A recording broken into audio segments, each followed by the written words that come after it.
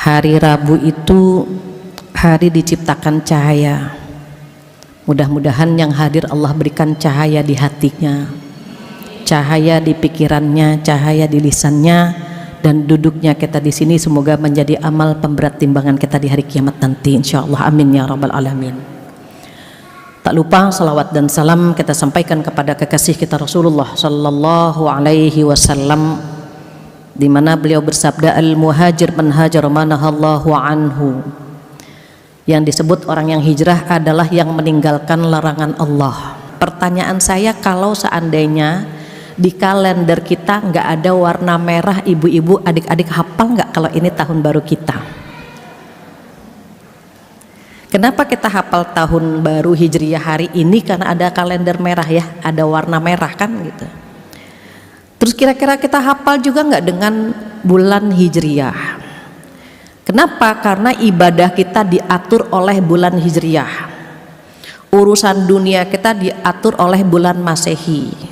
Sehingga kita lebih hafal dengan bulan Masehi dibandingkan dengan bulan Hijriyah. Take home pay kita, gajian kita, transferan kita kan bulan Masehi gitu. Makanya kita hafal. Tapi kalau ibadah kita diatur oleh bulan Hijriyah, puasa Asyura, puasa bulan Dzulhijjah, puasa bulan Ramadan, ibadah haji, Idul Adha, itu semua diatur oleh bulan Hijriyah. Ada yang hafal 12 bulan Hijriyah? Hafal? Kalau ada yang belum hafal, saya kasih cluenya. Cluenya gini. Kita seperti memiliki tetangga, sebelah kanan 3 orang, di sebelah kiri 3 orang. Tetangga kita yang sebelah kanan namanya Musa, Roro, Juju. Musa, Roro, Juju. Siapa Musa? Munya Muharram, Sanya Safar. Roronya Rabiul Awal, Rabiul Akhir. Junya Jumadil Awal, Jumadil Akhir. Dapat ya, tetangga sebelah kanan Musa, Roro, Juju. Tetangga sebelah kiri juga 3. Siapa? Rasya, Rasya, Zuzu. Rasya, Rasya, Zuzu. Ranya siapa? Rajab. Syanya Sya'ban. Rasya yang kedua Ramadan dan Syawal. Zuzunya siapa? Dzulqa'dah dan Dzulhijjah. Hafal kan? Oke. Musa, Roro, Juju siapa saja? Muharram, Safar, Rabiul Awal, Rabiul Akhir, Jumadil Awal, Jumadil Akhir. Keren. Yang 6 lagi, Rasya, Rasya, Zuzu. Rajab, Sya'ban, Ramadan, Syawal, Dzulqa'dah dan Dzulhijjah. Masya Allah, hafal ya dalam waktu 5 menit, bahkan kurang dari 5 menit hafal 12 bulan sekarang. Wallahu alam, kalau keluar lupa apa ingat. Mudah-mudahan ingat semuanya. Nah, ketika kita memasuki qadarullah hari ini tanggal 1 bulan Muharram, kita memasuki tahun baru Hijriyah. Ada apa dengan tahun baru Hijriyah? Kita ingin sekali ada perubahan dalam hidup kita. Kita ingin ada peningkatan dalam ibadah kita. Kita ingin ada peningkatan kualitas hubungan kita dengan Allah Subhanahu wa ta'ala. Apa kata Ali? Ada yang mengatakan Ali, ada yang mengatakan Umar ya kita. Barang siapa yang hari ini lebih baik daripada kemarin, maka dia orang-orang yang beruntung. Dan barang siapa yang hari ini sama dengan kemarin, maka dia orang-orang yang rugi. Sementara yang hari ini lebih buruk daripada kemarin, maka dia orang-orang yang celaka. Kita pengen yang mana? Pengen yang beruntung. Inginnya tahun ini lebih baik daripada tahun yang sebelumnya. Karena kalau tahun ini sama dengan tahun kemarin, maka kita menjadi orang yang khasir, yang rugi, jadi pecundang kita itu. Tapi kalau tahun ini lebih buruk daripada tahun kemarin, maka kita orang celaka, naudzubillah. Maka dalam menyikapi perubahan tahun, kita ingin ada 4 hal yang bisa merubah dalam kehidupan kita. 4 hal ini yang insya Allah kita bisa sama-sama bawa pulang dan kita niatkan bahwa akan ada peningkatan dalam kehidupan kita. Apa yang pertama? Yang pertama adalah hijrah i'tiqadiyah. Apa hijrah i'tiqadiyah? Hijrah akidah, hijrah keyakinan, hijrah di mana hubungan kita dengan Allah itu lebih baik lagi, lebih mesra lagi. Manjalah sama Allah, dekatlah sama Allah. Kita pasti dalam kehidupan diuji ya, sebagaimana yang beberapa bulan yang lalu sudah saya sampaikan. Kalau Allah sayang sama kita, itu Allah menguji kita. Kenapa diuji? Dalam hadis dikatakan, karena aku rindu dengan tangisannya di tengah malam. Ketika ditanya kenapa engkau uji dia, karena aku cinta kepadanya gitu. Jadi setiap ada perubahan tahun, kita ingin ada perubahan dalam diri kita. Yang pertama adalah hijrah i'tiqadiyah, hijrah keyakinan, di mana keyakinan yang salah kita luruskan. Jika ada keyakinan yang kurang pas gitu ya, masih ada keraguan, kita hilangkan. Kenapa? Mohon maaf sekali, banyak saudara-saudara kita even dia mengaku beriman, tetapi kadang-kadang imannya terkontaminasi dengan hal-hal yang merusak keyakinan kita. Nanti boleh lihat tanggal 10 Muharram, hari Asyura ya, 10 Muharram itu hari Asyura, itu ada aktivitas atau ritual yang merusak ketauhidan kita. Pernah lihat nggak? Hari Asyura ada yang nyuci keris gitu ya, ada yang mencuci gong, ada yang nadran ya, ngalur, apa tuh kalau membuang sajenan di laut. Sedihnya ketika mereka ditanya kenapa harus membuang sajenan di laut, jawabannya apa? Jawaban mereka, agar penguasa laut masih memberikan rizki kepada kami. Coba, menyedihkan gitu. Ini harus hijrah ini. Kadang-kadang kita membawa iman dari rumah 1 karung, tapi sampai di lingkungan yang tidak jelas tinggal sekantong kresek saja. Betapa iman kita terkikisnya cepat gitu. Mempertahankan keimanan itu di akhir zaman seperti memegang bara api, susah, panas gitu. Kalau ada teman-teman, bahkan adik-adik, ibu-ibu yang hadir di sini tetap istiqomah, itu masya Allah pahalanya besar. Maka al-muhajir man hajar man nahallahu anhu, yang disebut hijrah adalah meninggalkan larangan Allah. Itu tuh dilarang itu gitu. Hijrahlah kita. Saat kita hijrah, saat kita mantap untuk melangkah, ndak usah nengok ke belakang lagi, itu masa lalu kita. Aduh, kita pernah melanggar rambu-rambu Allah. Oke, tahun 1445 saya tidak boleh melakukan kesalahan yang dulu lagi. Saya ingin mantap untuk berhijrah, bertanya tentang takdir kita sama Allah, bertanya tentang pasangan kita sama Allah.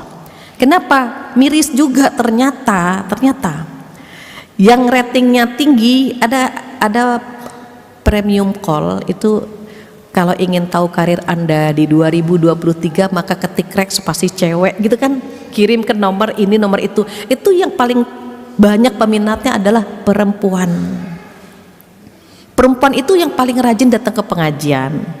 Perempuan itu dikasih peluang menggapai pahala sebanyak-banyaknya, tapi mirisnya perempuan juga yang paling banyak datang ke paranormal atau menjadi paranormal. Itu disampaikan oleh Allah di surat Al-Falaq. A'udzubillahi minasyaitonirrajim wa min syarrin naffatsati fil 'uqad. Dan aku berlindung dari kejahatan-kejahatan wanita-wanita yang menghembuskan buhul-buhul tali. Kenapa Allah menyebutnya wanita? Ternyata dalam tafsir termasuk yang menyedihkan itu yang jadi paranormal dan yang datang ke paranormal paling banyak wanita. Kok bisa? Ada keraguan kepada Allah Subhanahu wa taala sehingga mereka harus datang ke tempat-tempat tersebut begitu.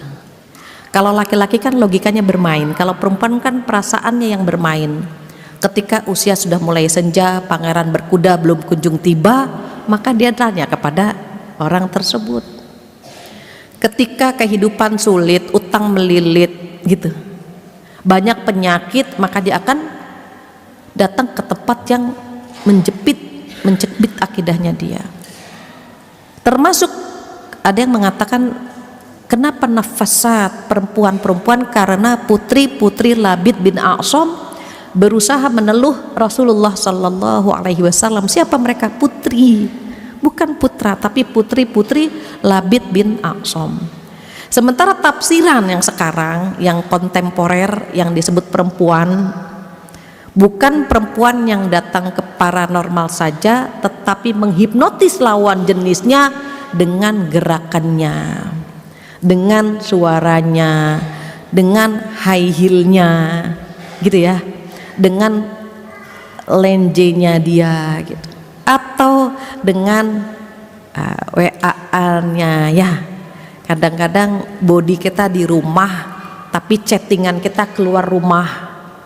Kita chattingan dengan ungkapan-ungkapan yang menghipnotis lawan jenis. Apa kata Allah? A'udzubillahi minasyaitonirrajim. Fala takhda'na bil qaul. Jangan dilenjel-lenjekkan suara kalian. Itu bisa menghipnotis gitu. Kalau manja sama suami sendiri, pahala. Kalau manja sama suami orang, berdosa. Kalau kirim emot ya, imot-imot yang lope-lope kepada suami, pahala. I miss you, pahala itu. Tapi kalau ke suami orang, jadi dosa. Itu perempuan-perempuan akhir zaman demikian. Maka dikatakan nafasat gitu ya.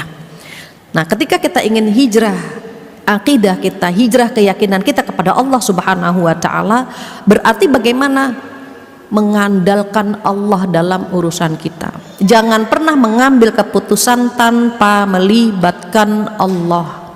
Manjalah sama Allah. Bahkan apa kata Rasulullah? Mintalah kepada Allah walaupun tentang sendal jepit yang putus. Sendal jepit kan remeh-temeh, putus, mintanya sama Allah, apalagi masalah besar. Ini adik-adik masih imut-imut ya, kayaknya belum punya pasangan ya, atau sudah menikah? Belum kan? Belum. Pengen banget dapat pasangan yang 3T ya, takwa, tampan, tajir. Pengen kan? Maka pengen dapat pasangan yang 3T itu kita memantaskan diri menjadi wanita yang 3S. Apa 3S? Solehah, sabar, cantik.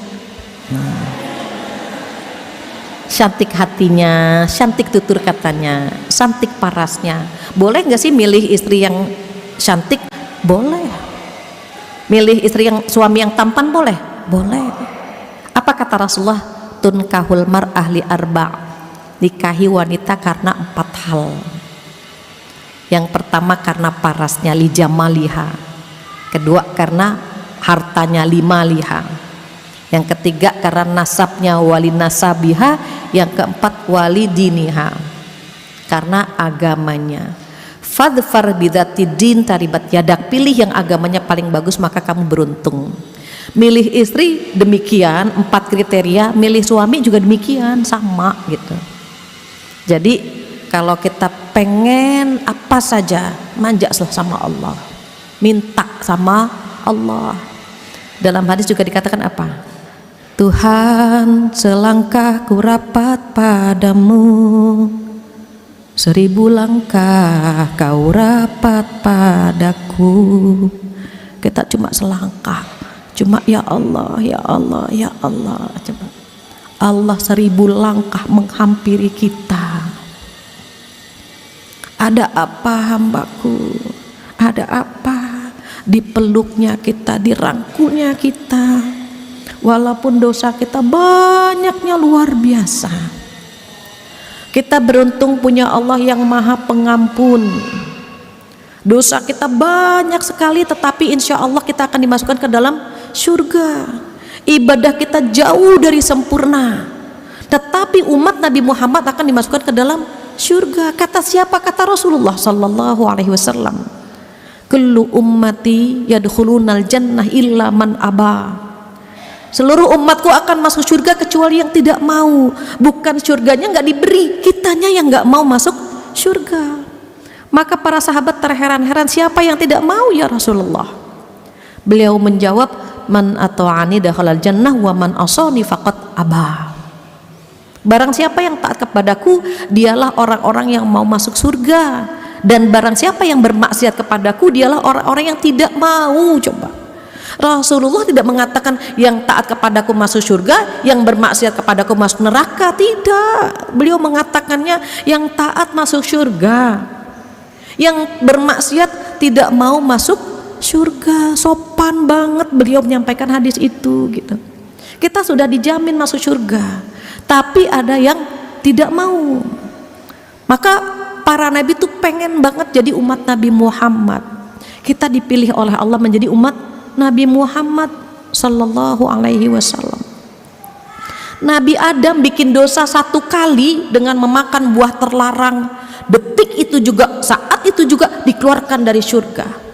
Apa kata Nabi Adam? Aku bikin dosa 1 kali, langsung dikeluarkan dari surga. Saat itu juga, coba bayangkan umat Nabi Muhammad sallallahu alaihi wasallam, dosanya banyak, tapi ditunggu sama Allah taubatnya, ditunggu sama Allah istighfarnya, ditunggu sama Allah jiwa kita, hati kita meminta ampun kepada Allah subhanahu wa ta'ala. Bayangkan dosa kita banyak tapi dijamin masuk surga. Nabi Musa berdoa kepada Allah agar dilapangkan hatinya. Hafalkan doanya. Apa doanya? Rabbis rohli sodri wa yassirli amri wahlul uqdatam min lisani yafqahu qauli. Amin. Itu doanya Nabi Musa, minta dilapangkan dadanya. Nabi Muhammad sallallahu alaihi wasallam dilapangkan dadanya oleh Allah subhanahu wa ta'ala. Apa ayatnya? A'udzubillahi minasyaitonirrajim. Alam nashrah laka sadrak. Coba, bukankah aku sudah lapangkan dadamu ya Rasulullah sallallahu alaihi wasallam, tanpa meminta dilapangkan sama Allah. Nabi Musa perlu minta. Umat Nabi Muhammad pun mudah-mudahan dilapangkan hatinya. Termasuk duduk di sini tanpa izin Allah, kita nggak duduk di sini. Tapi kita dibimbing sama Allah. Kalau libur tanggal merah enaknya ngapain?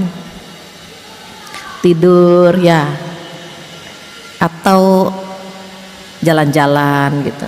Perempuan itu kan senengnya ngemil, ngemol, ngomel. Pengennya kan gitu ya, kita traveling, nongki gitu ya. Ternyata saya datang ke sini, oh masya Allah, banyak yang dipilih sama Allah untuk hadir ke Masjid Darussalam. Masya Allah. Jadi hijrah yang pertama, bagaimana agar keyakinan kepada Allah lebih meningkat, manjanya sama Allah lebih banyak lagi. Ud'uni astajib lakum, mintalah kepadaku apa saja akan Allah kabulkan, kata Allah demikian. Itu yang pertama. Yang kedua apa? Yang kedua hijrah fikriyah, hijrah pemikiran, hijrah pemahaman. Pemahaman kita tentang suatu masalah yang dulunya sempit kita perluas. Pemahaman kita yang salah kita perbaiki. Caranya bagaimana hijrah fikriyah ini? Sering-sering duduk di majlis ilmu. Ibu-ibu, teman-teman masih ingat ya, ada 3 ilmu yang wajib kita pelajari. Pertama, ilmu yang terkait dengan akidah yang lurus. Kedua, ilmu yang terkait dengan ibadah yang benar. Ketiga, terkait ilmu gitu ya, yang berkaitan dengan akhlak, attitude, akhlak sama orang tua bagaimana, sama mertua bagaimana, sama anak, sama pasangan, sama sahabat, sama tetangga. Itu role model kita adalah Rasulullah Shallallahu Alaihi Wasallam. Umat Nabi Muhammad itu memiliki 3 akhlak. Kadang-kadang akhlaknya terpuji, kadang-kadang akhlaknya standar, dan kadang-kadang akhlaknya tercela. Akhlak terpuji bagaimana? Hatinya lapang memaafkan, lisannya bisa membahagiakan. Kenapa? Karena idkhalus surur, membahagiakan orang lain itu bagian dari sedekah gitu. Tabassumuka liwajhi akhika shadaqah. Senyummu kepada saudaramu adalah sedekah. Itu akhlak terpuji. Jadi kalau kita senyum kepada saudara kita itu sedekah. Tapi jangan sendirian ya. Yang penting ada temannya. Itu senyum itu harus ada temannya, ada lawannya gitu. Kalau senyum sendirian mengkhawatirkan gitu ya. Nah, saat kita memiliki akhlak yang terpuji, anugerah dari Allah Subhanahu wa taala, bersyukurlah kita dikasih akhlak terpuji. Tapi kadang-kadang akhlak kita standar. Bagaimana standar? Dicubit-nyubit lagi, dipukul-mukul lagi, dirumpiin-ngerumpiin lagi. Pernah begitu nggak kita? Sering.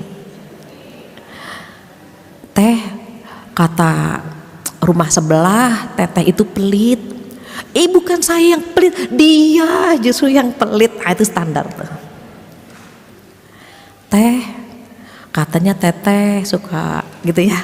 Oh dia nggak redo, langsung kan dijawab saat itu juga. Bukan saya, malah tuh dia yang gitu. Pernah nggak begitu? Pernah. Standar boleh nggak sih? Boleh. Kalau membalasnya seimbang. Yang menjadi masalah membalasnya nggak seimbang, maka terjadi sebuah kezoliman. Cinta ditolak, dukun bertindak, seimbang nggak? Enggak, zolim kita. Jadi kalau misalnya ada sebuah kesalahan yang dilakukan orang lain kepada kita dan kita memaafkan, itu akhlak terpuji. Tapi kalau misalnya kesalahan itu kita balas dengan seimbang, akhlak kita standar. Kalau kelewatan, maka kita memiliki akhlak tercela. Tercela itu bagaimana? Ketika orang lain tidak nyaman dengan hadirnya kita, orang tidak nyaman dengan lisan kita, itu tercela itu. Tajam lisannya. Tutur katanya menyakitkan, melukai, itu tercela itu. Kita ingin saat kita hadir, orang bersyukur dengan hadirnya kita, sedih dengan kepergian kita. Kalau orang yang memiliki akhlak tercela, hadirnya disesali. Ya Allah, itu orang kenapa hidup ya gitu. Hadirnya disesali, kepergiannya disyukuri. Ya Allah, alhamdulillah akhirnya meninggal juga ya gitu. Enak gak begitu? Tidak enak. Kita ingin hadirnya kita disyukuri, kepergian kita ditangisi. Kenapa? Karena kita memiliki akhlak terpuji. Kalau Rasulullah bagaimana? Oh, Rasulullah di atas rata-rata. Beliau memiliki akhlak yang agung, akhlaknya mulia. Kita nggak sanggup ngikutin beliau. Apa kata Allah dalam surat Al-Qalam? A'udzubillahi minasyaitonirrajim. Wa innaka la'ala khuluqin 'adzim. Sesungguhnya engkau ya Rasulullah memiliki akhlak yang sangat agung, mulia, tinggi, di atas rata-rata. Kalau kita tadi 3, paling tinggi apa? Terpuji. Rasulullah di atas itu. Maka ilmu yang terkait dengan akhlak itu wajib kita ketahui. Kenapa? Pengen hijrah fikriyah, hijrah pemikiran, hijrah pemahaman. Contohnya gini, dulu kita memahami ibadah itu misalnya ya ritual ibadah, sholat, puasa, ngaji gitu ya. Itu dulu gitu. Sehingga karena pengen hatam 1 hari 1 juz, kadang-kadang anak-anak nangis kita tinggalkan sebentar, belum selesai sebentar gitu. Kenapa? Kita memahaminya ibadah itu saat kita menjalankan ritual tadi gitu. Padahal ketika kita memeluk anak kita ibadah, suami tidur kedinginan kita selimuti ibadah, teman sedang galau curhat sama kita, kita kasih solusi ibadah. Bacanya, Bu Fatih, aduh waktu saya habis buat ngurus mereka sehingga saya nggak bisa begini, nggak bisa gitu ya. Padahal menservis mereka ibadah. Jadi kalau misalnya kita berpikir ibadah itu pintunya banyak gitu, nanti bisa ditengok pintu-pintu kebaikan itu di surat Al-Baqarah 177. Itu ada bisa lewat pintu akidah, bisa lewat pintu sedekah, bisa lewat rukun Islam, bisa lewat akhlak. Itu pintunya banyak banget, Masya Allah. Jadi kita tinggal cari. Perempuan itu dikasih sama Allah peluang mendapatkan pahala tuh banyak banget, Masya Allah, banyak banget. Kalau kita menjadi seorang anak perempuan bisa menjadi penghalang orang tuanya dari api neraka. Kalau kita bagus mendidiknya, maka anak ini menjadi penghalang kita dari api neraka. Ketika kita jadi istri, apa kata Rasulullah? Seorang wanita yang melakukan 4 hal: sholat 5 waktu, puasa bulan Ramadan, taat kepada suami, dan menjaga kehormatannya, maka dikatakan kepada wanita itu, masuklah lewat pintu surga mana saja yang kamu mau. Coba, apakah ini diberikan kepada laki-laki? Tidak, kepada kita. Cuma 4 saja, nggak banyak-banyak. Sholat 5 waktu, puasa bulan Ramadan, taat kepada suami, dan menjaga kehormatan. Yang pertama dan kedua itu hablum minallah, puasa dengan sholat dengan puasa. 3 dan 4 itu hablum minan nas, hubungan kita dengan manusia, yaitu suami kita. Taat sama suami. Kalau suami memerintahkan sesuatu yang tidak melanggar Allah, ikuti saja. Jaga kehormatan. Sejujurnya kalau hubungan dengan Allah mungkin lebih mudah ketimbang hubungan dengan manusia. Maka boleh sesekali sampaikan ke suami, Mas, redo ya Mas, redo Mas, kalau saya punya salah maafkan gitu. Kalau saya pernah melukai hati atau pernah nggak nurut, redo ya gitu. Kenapa? Kalau suami sudah redo, Masya Allah, salat 5 waktu sudah, puasa sudah, dan suami redo, karena kita taat, karena kita menjaga kehormatan, nggak ada penghalang kita untuk masuk surga, insya Allah. Karena ini qadarullah perempuan semuanya ya. Adik-adik nanti kan akan jadi istri juga. Ibu-ibu sudah menjadi istri. Kalau diuji lewat suami, alhamdulillah saya masih kuat kok diuji lewat suami. Kalau diuji lewat anak, alhamdulillah saya masih kuat. Allah paling tahu di mana kita cocoknya. Kalau diuji, kenapa? Allah ingin meningkatkan kualitas hidup kita, meningkatkan kualitas ibadah kita, dan seterusnya. Jadi pemahaman kita diperluas. Oh, pintu-pintu kebaikan, ibadah-ibadah sudah Allah sediakan di rumah kita banyak banget, Masya Allah. Merawat orang tua, menservis pasangan, mendampingi anak-anak, itu pahala semua.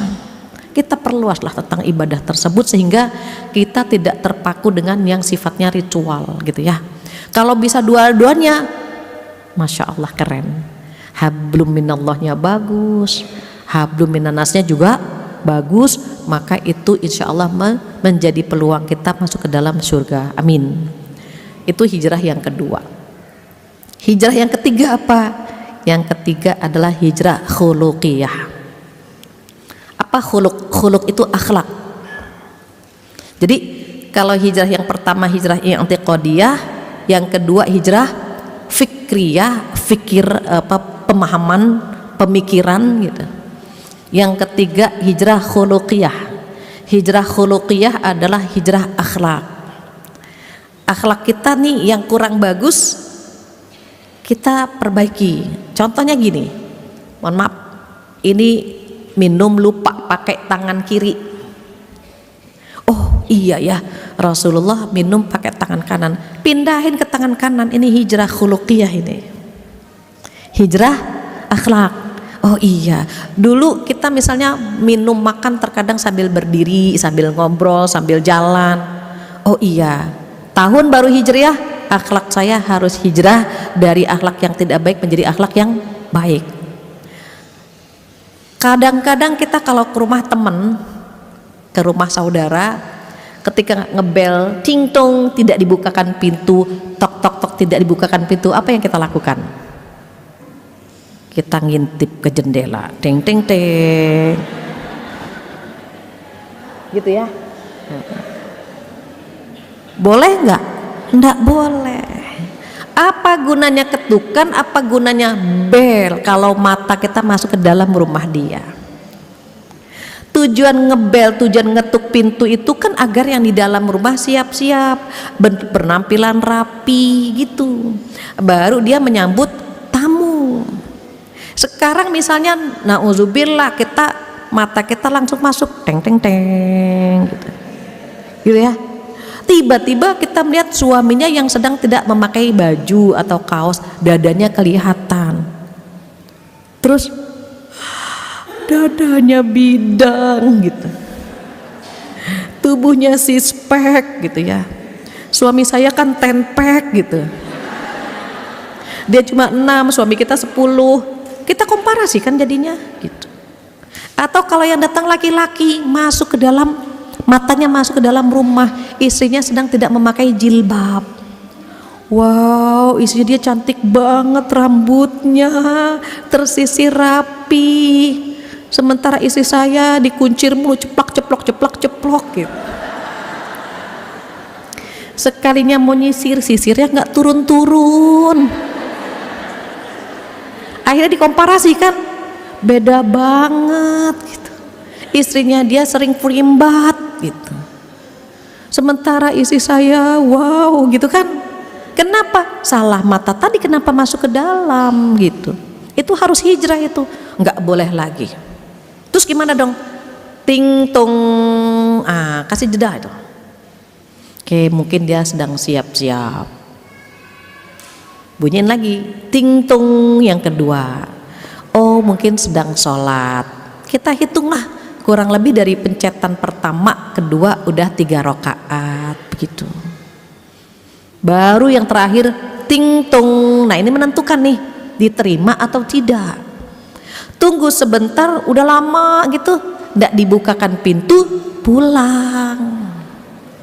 Ini mencet lagi, ting dong ting dong ting dong ting dong. Itu ada dalam Al-Quran di surat An-Nur. A'udzubillahi minasyaitonirrajim. Ya ayyuhalladzina amanu la tadkhulu buyutan ghaira buyutikum hatta tasta'nisu wa tusallimu. Istiqnas dulu, izin, baru salam. Izin ting tong, atau sekarang WA dulu, telepon dulu, ada di rumah atau tidak, kan gitu. Kita pernah melakukan hal-hal yang salah, rubah, itu hijrah akhlak. Nah, pertanyaan saya terkait masuk, terkait berkunjung. Dulu Rasulullah begini, assalamualaikum a'adkhul gitu, salam dulu kan baru izin. Ayatnya izin dulu baru salam. Cara mengcombine antara Al-Quran dengan hadis gimana nih kira-kira? Kalau Al-Quran izin dulu baru salam, tapi Rasulullah pernah salam dulu baru izin. Assalamualaikum a'adkhul gitu, assalamualaikum, saya boleh masuk nggak gitu.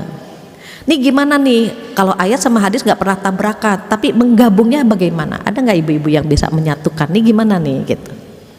Kira-kira izin dulu atau salam dulu? Regu A? Regu B salam dulu, regu A salam dulu. Gini, jika tuan rumahnya ada di dalam rumah, salam dulu. Jika tuan rumahnya ada di luar, jika ada di dalam, izin dulu, gitu ya. Ini tuan rumahnya lagi di dalam nih, kita izin dulu, ting tong atau tok tok tok tok tok, izin dulu. Tapi kalau tuan rumahnya sedang di luar, sedang nyapu halaman, sedang nyiram pohon, nah itu salam dulu. Assalamualaikum teteh, boleh masuk gitu. Jadi tergantung tuan rumahnya ada di mana. Kalau tuan rumahnya berada di dalam, kita izin dulu, ting tong gitu. Tapi kalau tuan rumahnya lagi nyiram pohonan, kan kelihatan kan, kita ketemu gitu ya, berarti salam dulu. Assalamualaikum teteh, ada yang mau saya obrolin, boleh masuk gitu. Kalau nggak boleh, ya jangan masuk. Kenapa? Oh, tuan rumah itu berhak menerima tamu. Kenapa? Kadang-kadang ada tamu yang troublemaker, bikin masalah. Terus dia nggak pengen nerima tamu, boleh nggak? Boleh. Tetapi ada hadis yang menyatakan bahwa ketika tamu datang ke rumah kita, dia membawa rejeki. Dan ketika dia pulang, tamu itu membawa racun, membawa musibah dari rumah kita. Jadi kalau ada tamu, insya Allah ada rejeki, ada kesehatan, ada nikmat-nikmat yang akan Allah antarkan. Kalau liburan biasanya gini, kalau ada tamu bawa koper, nah tuan rumahnya udah mulai ya bawa koper, nginep nih, nginep nih, lama nih tamu gitu. Padahal kalau kita meyakini hadirnya tamu ke rumah kita membawa rejeki dan perginya membawa musibah, kita senang banget kedatangan tamu gitu ya. Itu contoh hijrah akhlak. Sama kondangan datang ke resepsi pernikahan, itu ada dalilnya juga di surat Al-Ahzab.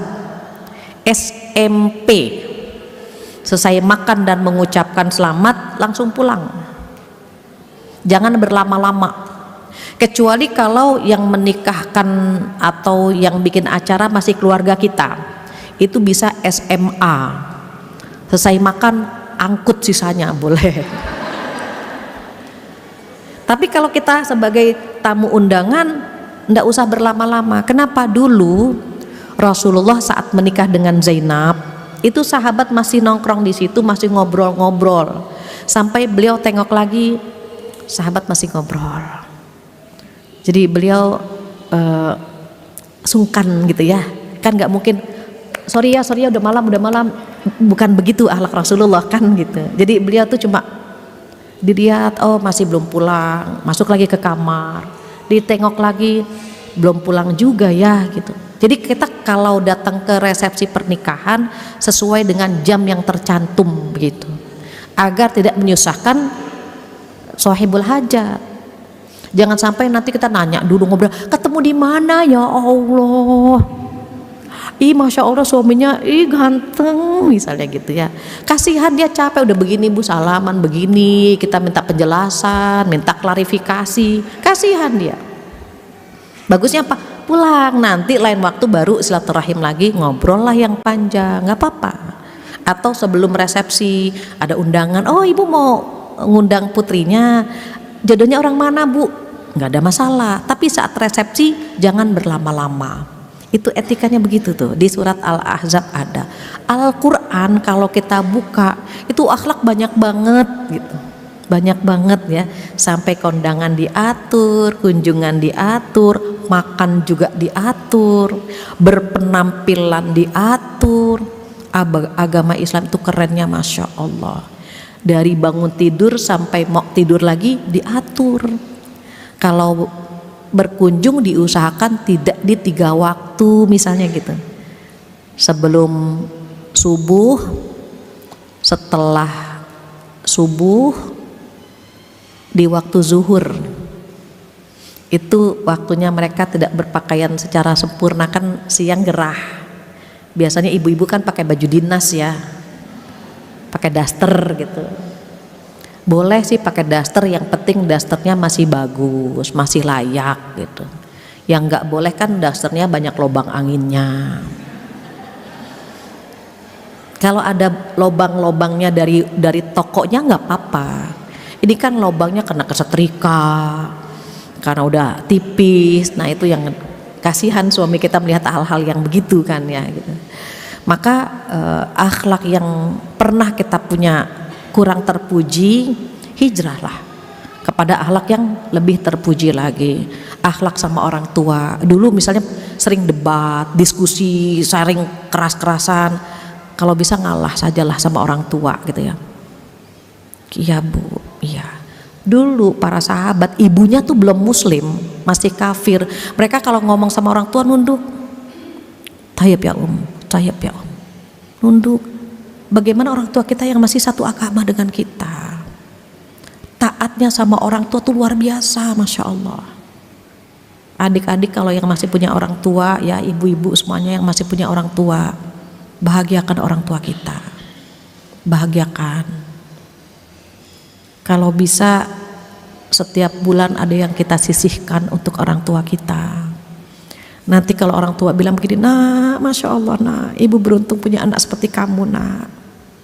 Selalu mendoakan ibu, selalu memperhatikan ibu, selalu memberikan uang tiap bulan untuk ibu nak, Masya Allah.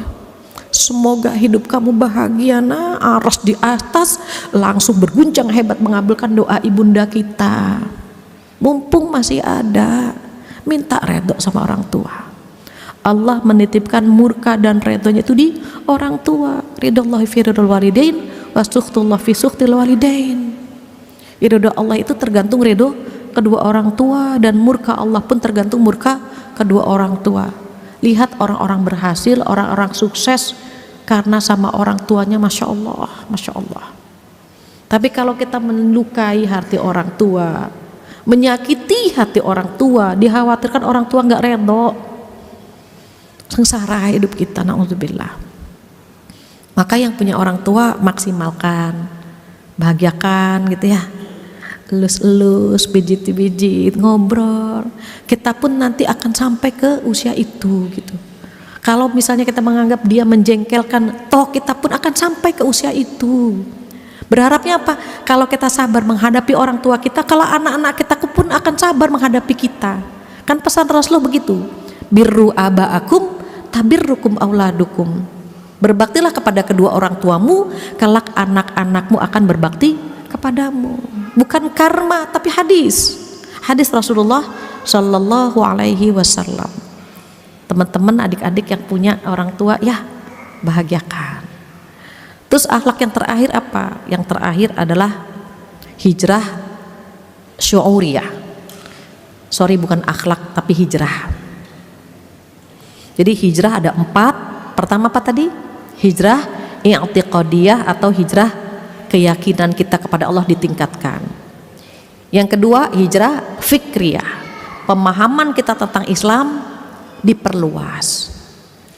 Yang ketiga apa? Hijrah khuluqiyah, akhlak, attitude ya, akhlak kita yang belum bagus perbaiki, hiasi diri kita dengan akhlak yang bagus. Dan terakhir hijrah syu'uriyah. Apa syu'ur? Perasaan. Hijrah hati. Hati kita kadang, mohon maaf, tidak terlalu peka, tidak bisa empati gitu. Itu perlu latihan gitu ya. Tidak sensitif gitu. Itu kalau hati kita terlalu cuek, ya agak hijrah sedikit gitu. Misalnya kita punya orang tua itu punya anak, ada yang anaknya soleh banget, nurut gitu ya. Dia tahu kebiasaan ibunya apa, ibunya biasanya sarapan. Jadi dia sebelum ibunya bangun sudah disediakan sarapan misalnya gitu. Ada anak yang standar saja, kalau disuruh baru mengerjain gitu ya. Nah, tolong belikan ibu sarapan. Oke bu, kadang-kadang nembak juga sih, tar ya bu, tar nanti gitu. Ada yang anak na'udzubillah durhaka, hamba Allah juga begitu. Nah, as-sabiquna al-awwalun, para sahabat ya, salafus soleh itu posisinya tuh luar biasa. Jadi sebelum azan berkumandang sudah wudhu gitu, sudah standby di masjid gitu. Tahu banget apa yang Allah mau gitu.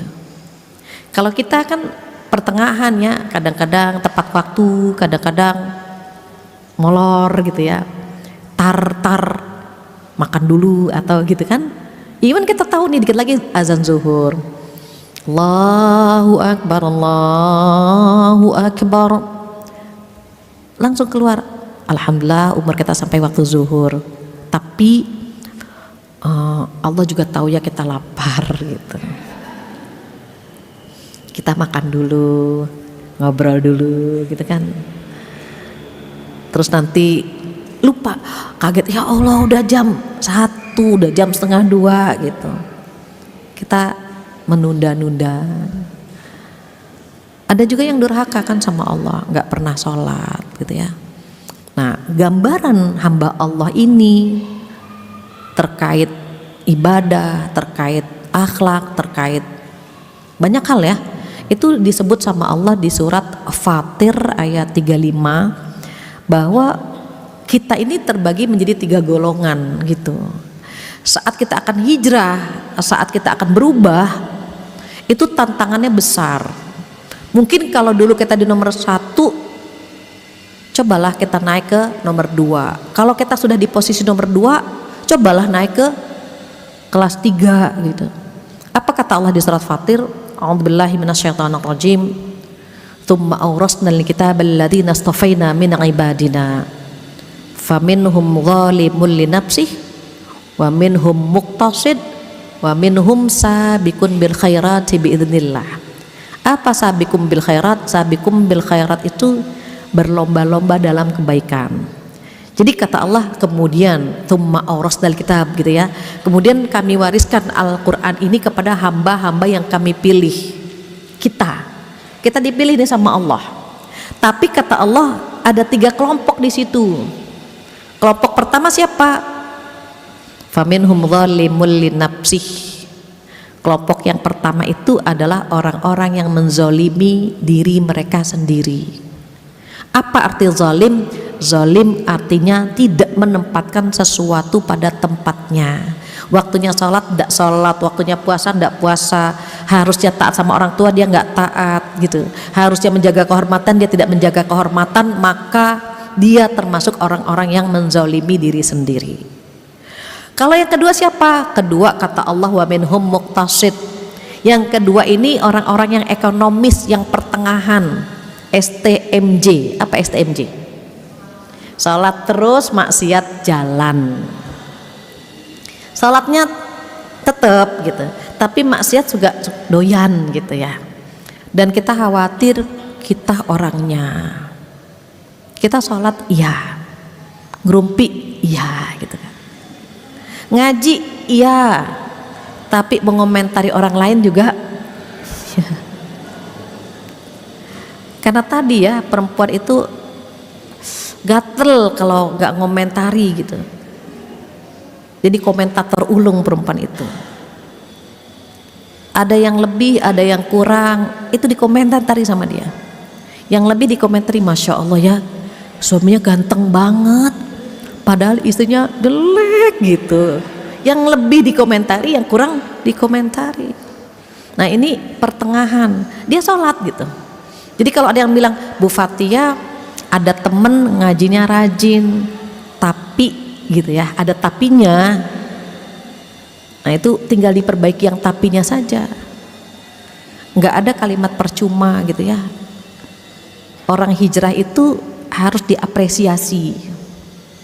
Mereka tuh seneng kalau diapresiasi. Contohnya gini, Bu Fatia saya sekarang udah sholat. Oh iya gitu. Iyun sholat itu wajib kan gitu. Tapi buat mereka yang dulunya nggak sholat terus sholat, itu prosesnya susah itu. Dulu mikir, aduh ini bedak udah 7 lapis ya, harus kena wudhu, jauh-jauh dia wudhunya. Kemudian dia harus wudhu dengan sempurna, itu prosesnya tuh berat, kita hargai gitu. Oh ya Mbak, udah sholat, udah Bu, alhamdulillah ya Allah, selamat ya Mbak ya, itu seneng banget mereka. Dulunya nggak pakai jilbab, terus dia tutup aurat. Bu Fatia saya sekarang udah pakai jilbab. Ah ya, masya Allah, tambah cantik, tambah muda. Kenapa? Kan kerutan di leher nggak kelihatan. Tambah muda kan gitu. Masya Allah. Oh mereka butuh diapresiasi gitu. Kenapa? Prosesnya mereka dari nggak pakai jilbab kemudian pakai jilbab itu prosesnya luar biasa. Mereka ngaca lagi, kok jadi begini, buka lagi kan gitu. Itu nggak mudah buat mereka. Maka orang-orang hijrah itu perlu diapresiasi gitu. Nah ini saat kita melihat ada orang di kelas 2 yang muktasid tadi, Alhamdulillah dia sudah di nomor 2. Berharap kita sama-sama naik ke kelas 3. Siapa kelas 3? Kata Allah, wa minhum sabiqum bil khairati biidznillah. Kelompok nomor 3 adalah orang-orang yang bergegas kepada kebaikan dengan izin Allah. Selalu orang yang hadir duluan gitulah. Ada orang sakit, dia yang jenguk duluan gitu. Ada pengajian, dia yang datang duluan, lebih dulu terus gitu ya. Adzan berkumandang, dia orang yang lebih dulu di masjid. Ada pengajian, dia yang paling depan duduknya, paling semangat ngajinya, dicatat semua yang dia dapat. Ciri-ciri orang besar adalah mencatat apa yang dia dapat. Ada pepatah bilang gini, al-ilmu sayyidun wal kitabatu qayyiduhu. Ilmu itu binatang buruan dan tulisan itu adalah ikatannya. Sekarang udah canggih ya, nggak ditulis nggak apa-apa, direkam. Nggak direkam nggak apa-apa, disimpan misalnya begitu. Jadi ilmu itu binatang buruan dan tulisan itu adalah ikatannya.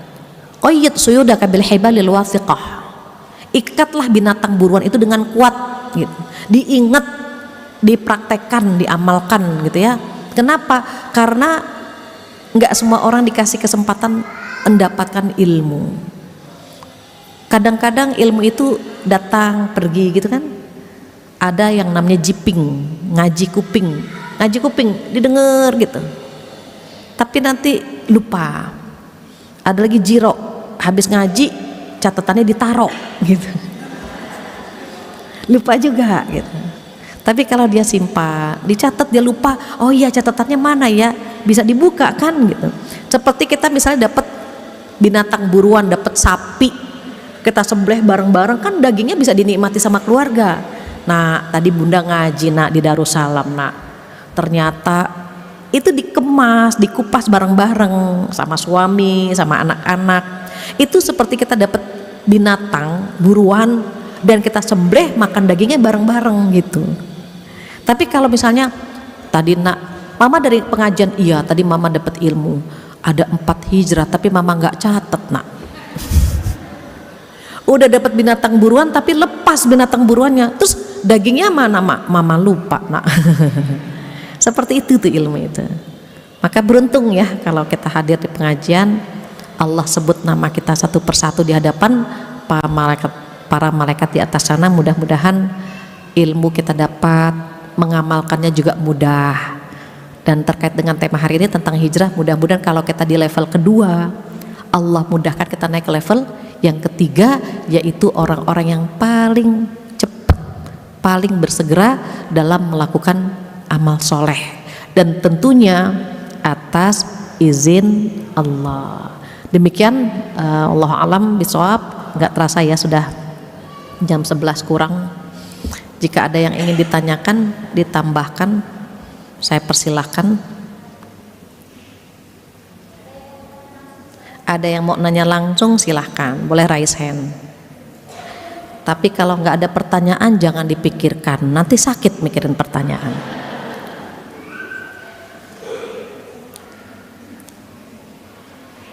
Assalamualaikum warahmatullahi wabarakatuh, Ustazah. Waalaikumsalam warahmatullahi wabarakatuh. Di mana nih? Ada pertanyaan dari saya. Bagaimana pandangan Islam tentang perayaan Tahun Baru Islam? Itu saja. Wassalamualaikum warahmatullahi wabarakatuh. Waalaikumsalam warahmatullahi wabarakatuh. Ketika mengadakan perayaan Tahun Baru Islam, kalau Rasulullah mengadakan nggak? Tidak. Kalau sekarang kenapa diadakan? Karena jarang yang ingat dengan Tahun Baru Islam, sehingga sekolah-sekolah Islam merayakan kan, bawa bendera, salawatan. Kenapa? Karena orang tuanya nggak ingat kalau ini Tahun Baru Hijriah, begitu. Jadi mensosialisasikan, mensyiarkan gitu ya. Kalau Rasulullah enggak ada. Kalau sekarang kenapa perlu dirayain, perlu disosialisasiin gitu ya? Karena memang untuk mengingatkan kita gitu. Ironis ya, kita kalau Tahun Baru Masehi kan gebyar gitu, gebyar banget gitu, dengan macam-macam ya, macam-macam kembang api, macam-macam atraksi dan seterusnya. Terus kenapa kalau tahun baru kita, tahun baru umat Islam tuh tidak banyak yang tahu. Jadi hari ini kita memulai dengan bismillah, harapannya tahun ini lebih baik daripada tahun kemarin. Terus alhamdulillah tahun lalu kita sudah isi dengan hal-hal yang positif gitu. Jadi kalau dalam Islam bagaimana? Tergantung bagaimana sudut pandang kita. Kalau niatnya untuk mensyiarkan biar orang tahu ini tahun baru kita loh gitu, ya nggak apa-apa kan, sekolah-sekolah Islam gitu kan, sekolah Islam terpadu bikin pawai sampai bertanya-tanya ini ada apa sih, ini tahun baru Islam Bu, oh gitu, mensosialisasikan, membumikan, mensyiarkan biar mereka oh ada ya tahun baru Hijriah ya, ada Bu gitu. Kan banyak nih emak-emak yang nggak tahu kalau hari ini tanggal 1 bulan Muharram. Terus kalau kita tahu bagaimana? Alhamdulillah kita sudah tahu. Tinggal kita punya kemauan nggak mengisi gitu ya, mengisi bulan Muharram ini dengan hal-hal yang positif, dengan ibadah. Contohnya sholat malam, sholat sunnah diperbanyak, puasa sunnah diperbanyak begitu. Jadi wallahu alam seperti itu ya gambarannya. Demikian. Baik, ada pertanyaan di sini. Mohon pencerahan Ustazah, mengapa orang yang baru mulai berhijrah dalam perjalanan selalu mendapat ujian berat? Seperti itu yang selalu terjadi. Gini, ketika seseorang akan pindah, ini ilustrasi. Ketika orang akan pindah, bawaannya banyak nggak? Banyak ya. Aduh ya Allah repot banget, bawa lemari, bawa tempat tidur gitu kan? Karena mau pindah, sehingga kita tuh dibuat ribet gitu. Aduh ya Allah, terkadang ada yang ketinggalan kan, ya Allah itu mesin cuci belum dibawa, itu yang pindah kan. Sekarang seseorang mau pindah dengan seluruh akhlaknya, pikirannya gitu, pasti kan ujiannya berat. Iya, setan nggak pernah redho kalau orang itu berubah, nggak akan pernah redho. Kenapa? Berarti temennya berkurang. Kenapa kalau orang hijrah ujiannya berat? Kadang-kadang mohon maaf ada yang sampai diganggu.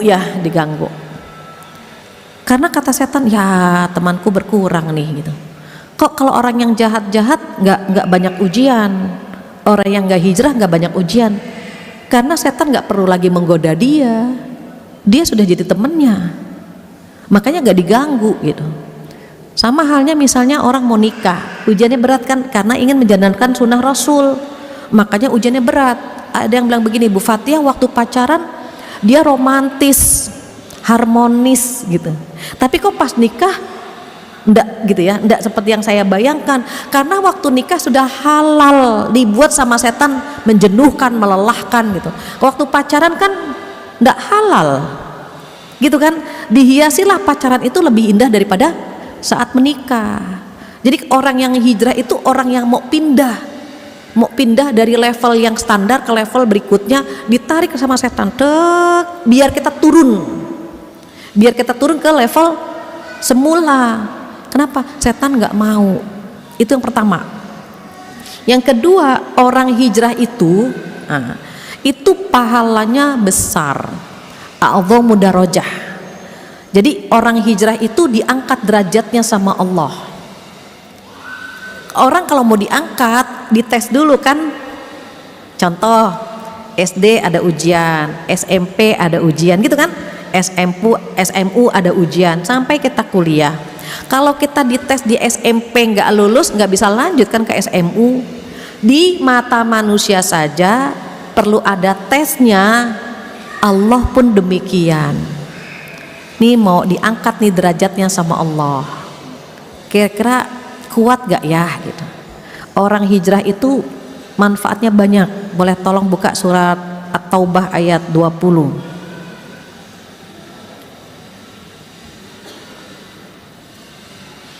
Surat ke-9 ayat 20 dan 21. A'udzubillahi minasyaitonirrajim. Alladzina amanu wa hajaru wa jahadu fi sabilillahi bi amwalihim wa anfusihim a'dhamu darajah. Nah itu a'dhamu darajah.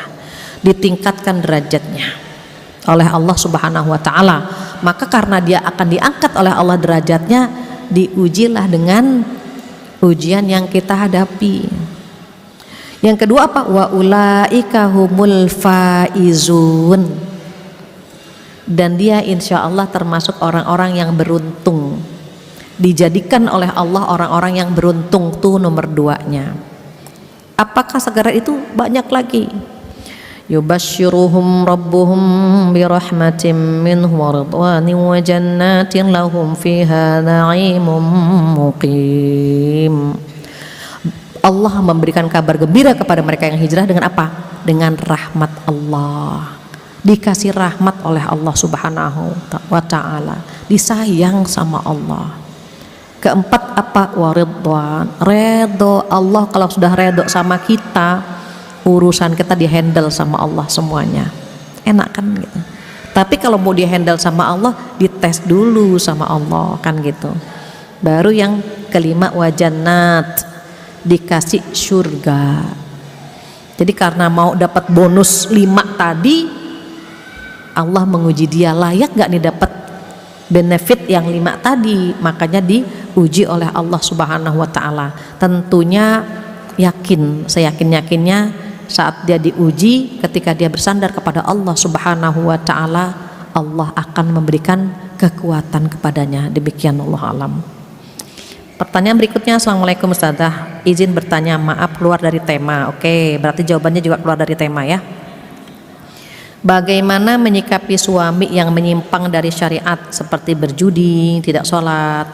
Apa yang harus saya lakukan? Apakah kita berhak menuntut atau meminta cerai karena perbuatan tersebut sudah dilakukan bertahun-tahun? Insya Allah ya. Gini,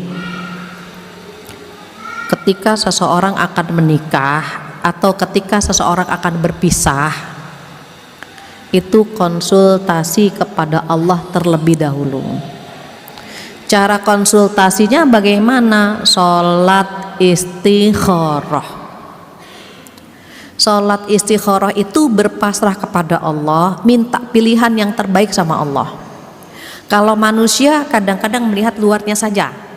Manusia itu nggak pernah tahu apa yang akan terjadi setahun ke depan, sebulan ke depan, atau 5 menit ke depan, dia nggak pernah tahu.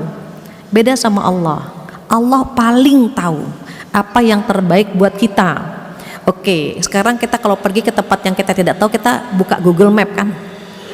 Kita sama Google Map sikoh banget, percaya banget sama Google Map. Turn right, kita ke kanan. Turn left, kita ke kiri. Ikut apa yang kata Google Map bilang ya. Walaupun terkadang dia ngajak ngasruk-ngasruk juga gitu. Jalanannya kecil, sempit, tapi kita ikut kan gitu. Sama Google Map kita percaya, sikoh gitu. Kenapa nggak sikoh sama Allah gitu?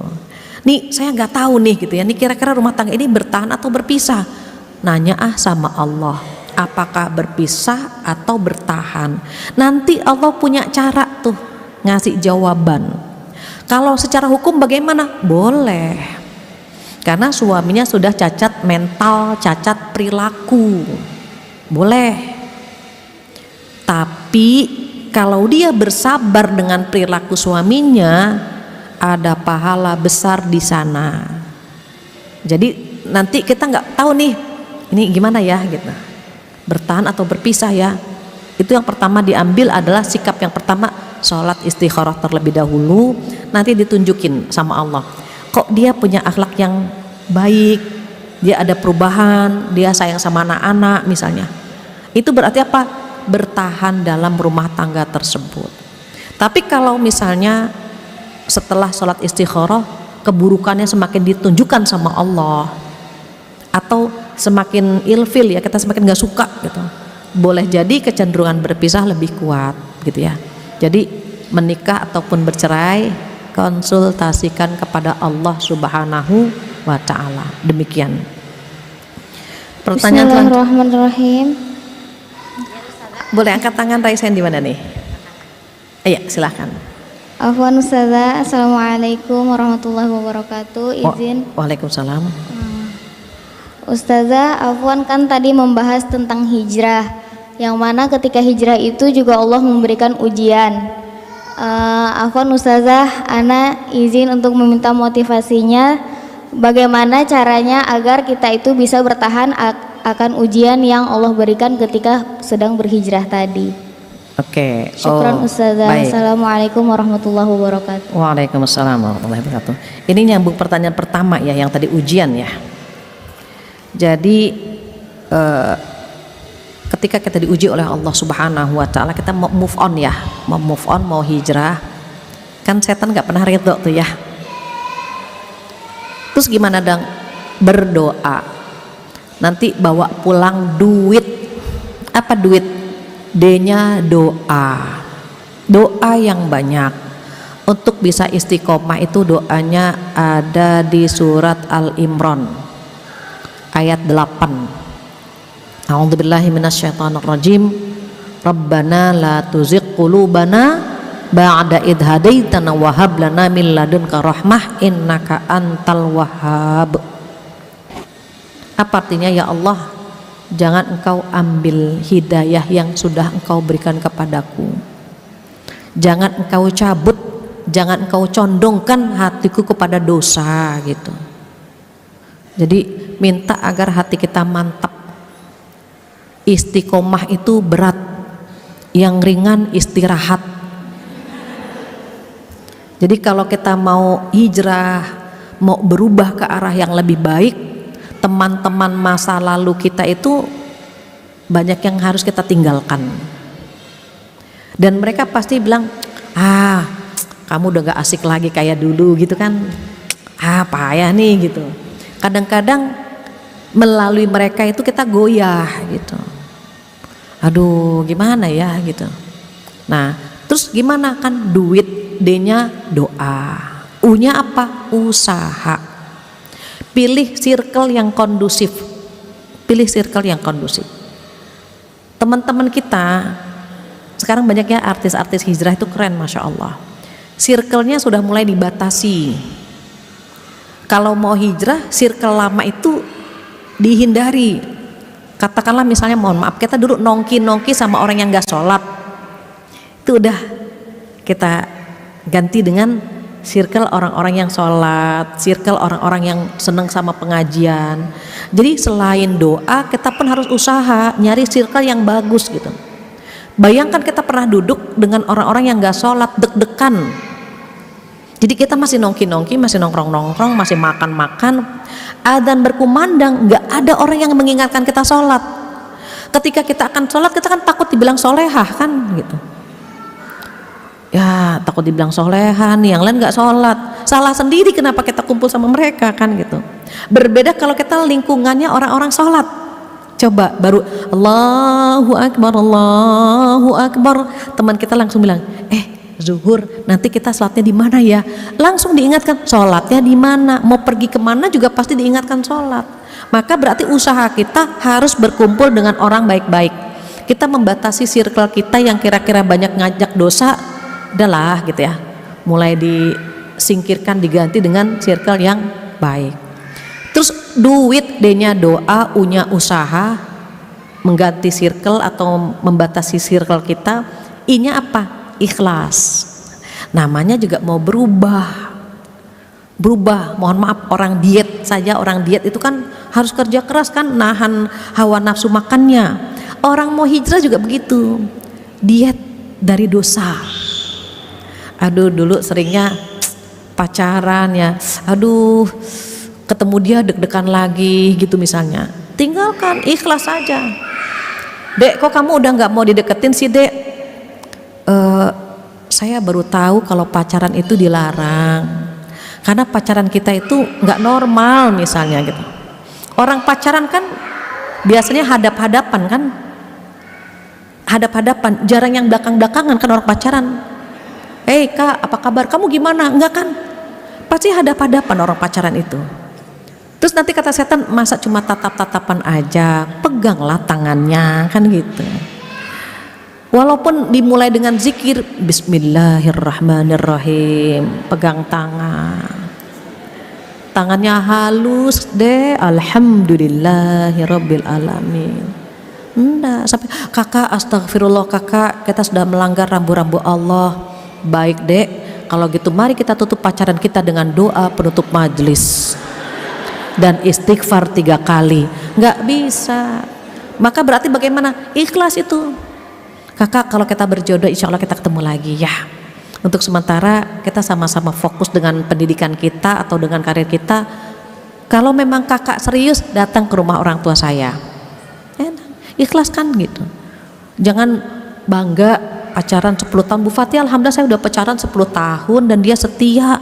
Ya Allah mbak, kalau nikah udah punya anak SD, saya bilang. Tapi kan kalau pacaran dosa gitu ya, itu ikhlas. Baru T-nya tawakal. Jadi hasilnya kita serahkan sama Allah saja. Berarti doa minta kekuatan, kemudian punya usaha ya, meninggalkan circle yang tidak baik. Saat menjalani ujian tersebut kita ikhlas, ini ujian, semoga Allah ngasih kekuatan, semoga Allah gitu. Terus tawakal dengan hasilnya, ya Allah mudah-mudahan saya diangkat ke level yang lebih tinggi dengan ujian ini, begitu. Demikian jawabannya, insya Allah. Yang berikutnya, Assalamualaikum warahmatullahi wabarakatuh. Ustazah, cara beribadah namun dalam menjalannya kerap kali saya terkecoh dengan menonton HP dan berbelanja di aplikasi sehingga terkadang saya lupa dan khilaf. Bagaimana menyiasatinya Ustazah? Tinggalkan HP sementara. Itu. Baca Quran. Saya jarang baca Quran di HP. Kenapa? Karena kalau baca Quran di HP terus ada notifikasi, Quran kalah sama notifikasi tadi.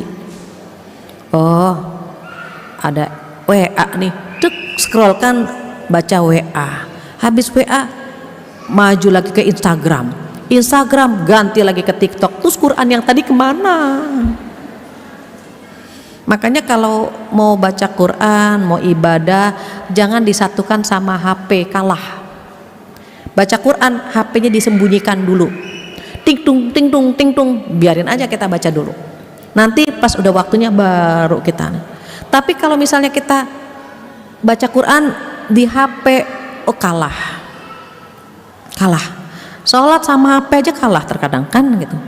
Atau mau sholat nonton TV, sinetron, pas iklan wudhu, mumpung iklan wudhu, habis wudhu duduk lagi di sinetron, gitu kan. Terus iklan lagi baru sholat, nah itu baru Allahu Akbar, mulai lagi sinetron itu. Kita cepetnya luar biasa. Kenapa? Karena disambi. Ibadah sholat salah satu ibadah yang nggak bisa disambi.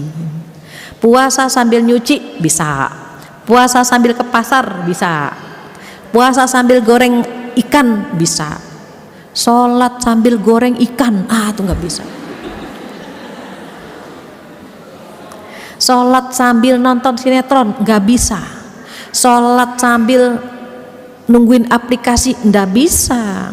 Memang harus ada yang kalah. Maka kata Allah apa? A'udzubillahi minasyaitonirrajim. Fawailul lil musallin alladzina hum an salatihim sahun. Maka celakalah bagi orang-orang yang sholat, yaitu yang lalai dalam sholatnya. Nah, lalai dalam sholat itu ada 3 kelas.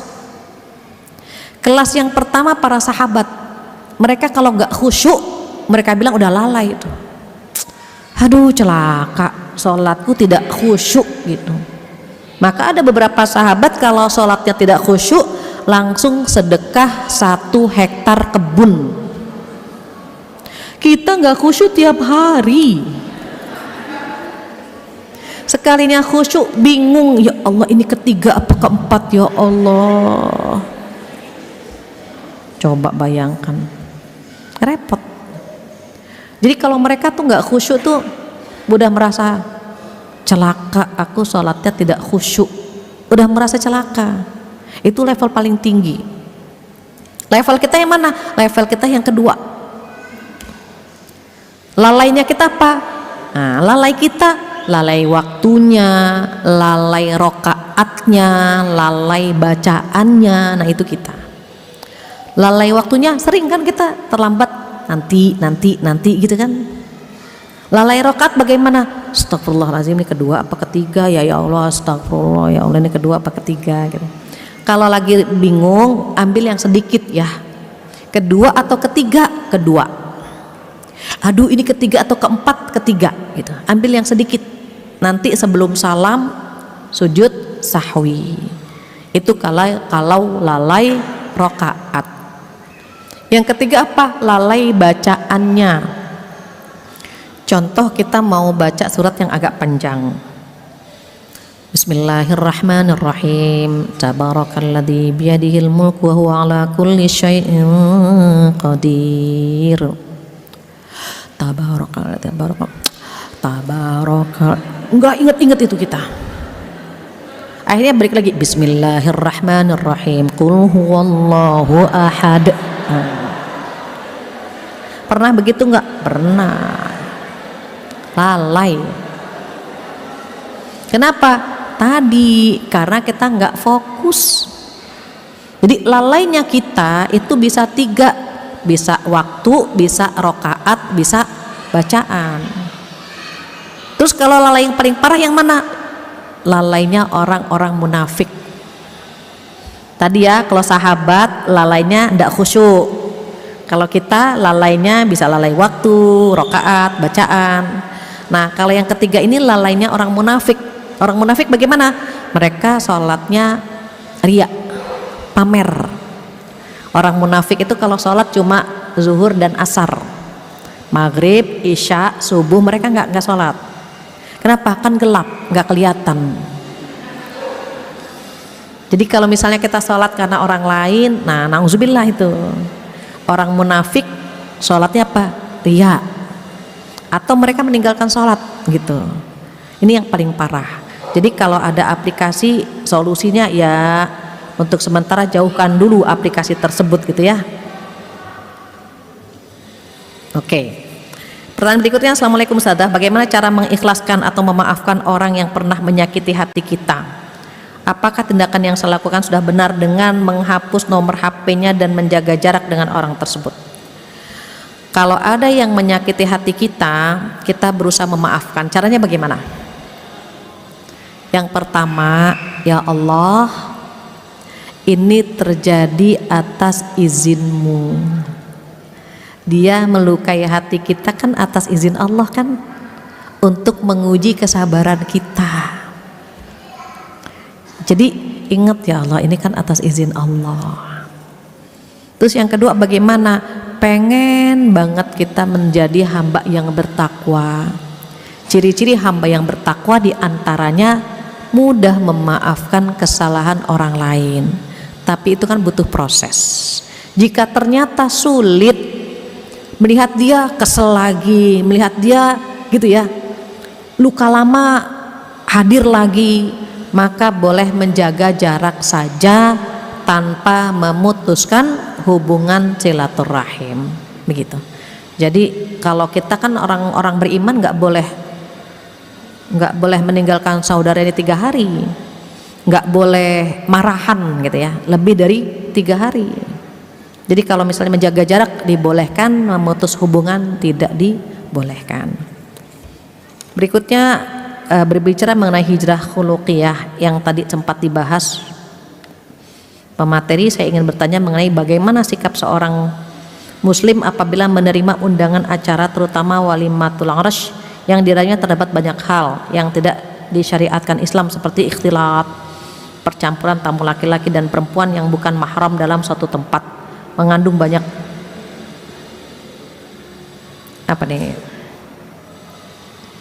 banyak seperti mendengarkan musik, ngegosip, tabarruj dan lain sebagainya. Padahal akhlak seorang muslim apabila diundang adalah memenuhinya. Mohon tanggapan. Gini, jika kita diundang dan di dalam undangan itu tidak ada minuman yang haram, tidak ada makanan yang haram, penuhi undangan itu. Allah, saya ngambil S1 S2 di Pakistan, ada orang Afgan bilang begini, Ustadz, saya boleh nggak naik bis bercampur dengan lawan jenis, ikhtilat? Dosen saya tanya gini, kamu dari mana? Afgan. Afgan tidak boleh. Kenapa? Pemerintahnya memfasilitasi itu. Saya tanya lagi, Ustadz, ikhtilat nggak boleh gitu. Anti dari mana? Indonesia, Ustadz. Indonesia, saya pernah ke sana. Semua di Indonesia ikhtilat gitu. Di kampus ikhtilat, kantor ikhtilat, mobil ikhtilat gitu. Gitu ya. Semuanya di Indonesia ikhtilat gitu. Saya tanya lagi, Ustadz, bagaimana kalau saya ingin menyebarkan ilmu saya dengan ikhtilat? Karena kan mobil ikhtilat. Atau saya lebih baik berdiam diri. Dengan ustadz yang lain saya tanya itu, mana yang lebih baik buat saya? Apakah saya di rumah, gitu ya?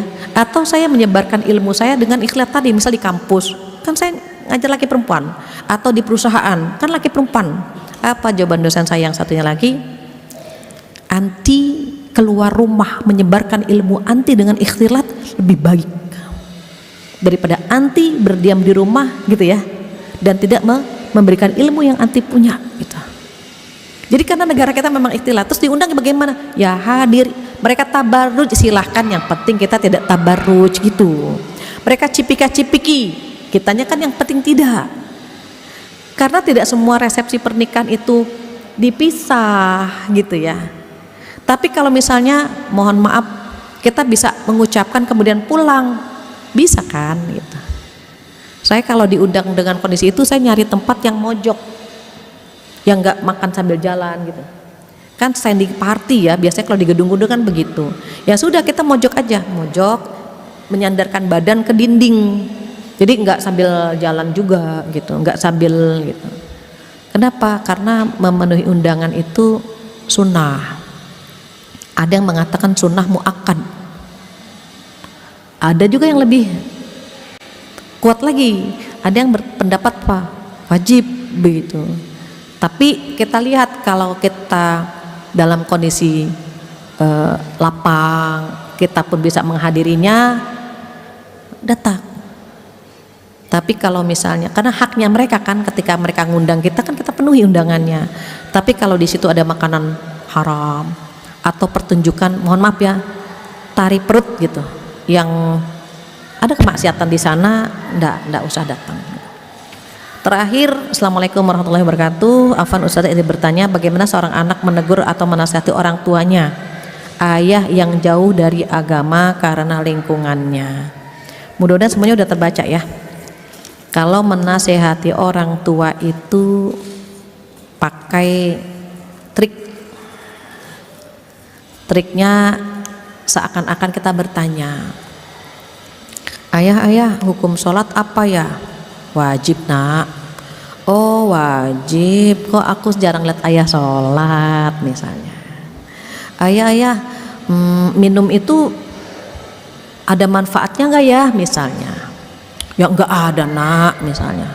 Ayah kan pengen hidup sehat, aku pengen deh ayah tuh umurnya panjang gitu. Aku pengen nanti nikah ayah melihat anak-anakku, ayah pengen kan ketemu sama cucu-cucu gitu. Sentuh perasaan orang tua kita, itu lebih nurut ketimbang kita mengeluarkan dalil. Ayah, Allah berfirman dalam Al-Quran, apa sih ini anak kan gitu. Tapi kalau kita sentuh hatinya, kita puji gitu ya, itu mereka lebih bisa nerima daripada dengan nasihat yang langsung gitu, pijit-pijit gitu. Ayah Masya Allah ya umur segini masih sehat, aku seneng deh ayah sehat. Allah sayang banget ya sama ayah, Allah ngasih ayah sehat, aku seneng punya ayah yang gitu. Puji dulu, setelah itu jangan dijatuhin, jangan dipuji baru kita isi. Misalnya contoh ya, ayah nanti kalau aku punya suami gitu, aku punya suami yang kayak karakternya kayak ayah, boleh nggak? Apa tuh nak? Ya kayak ayah gitu. Ayah redo nggak kalau ada yang melamar aku, dia pemain judi, pemabuk, ayah mau nggak punya menantu seperti itu? Jangan nak gitu kan. Siapa orang tua yang mana yang redo kalau anaknya nikah dengan gitu? Ayah, kalau ayah nggak mau punya menantu seperti itu, berarti nenek juga sama ya gitu. Nenek juga sama, nggak mau punya menantu yang kayak ayah. Nah kan mikir tuh dia. Kalau dibalikin biasanya orang tua lebih gitu ya, jadi berpikir dia. sama ya gitu. Kalau ayah nggak pengen anaknya punya suami begini sama. Orang tua manapun tidak pengen punya menantu seperti itu kan, nenek juga sama ya gitu. Mungkin diambil hatinya, disentuh hatinya, insya Allah dia bisa berubah. Demikian, alhamdulillah jam 11 lewat, saya rasa cukup sekian untuk pertemuan hari ini. Semoga bermanfaat. Jika ada kesempurnaan hanya milik Allah saja. Kekurangan, kesalahan dari saya mohon dibukakan pintu maaf yang sebesar-besarnya. Mudah-mudahan tahun baru 1445 lebih baik lagi buat kita, baik dari sisi akidah kita, ibadah kita, ilmu kita gitu ya, akhlak kita dan kepekaan kita. Itu saja, kita tutup dengan doa penutup majelis bersama-sama. Subhanakallahumma wa bihamdika asyhadu an la ilaha illa anta astaghfiruka wa atubu ilaik.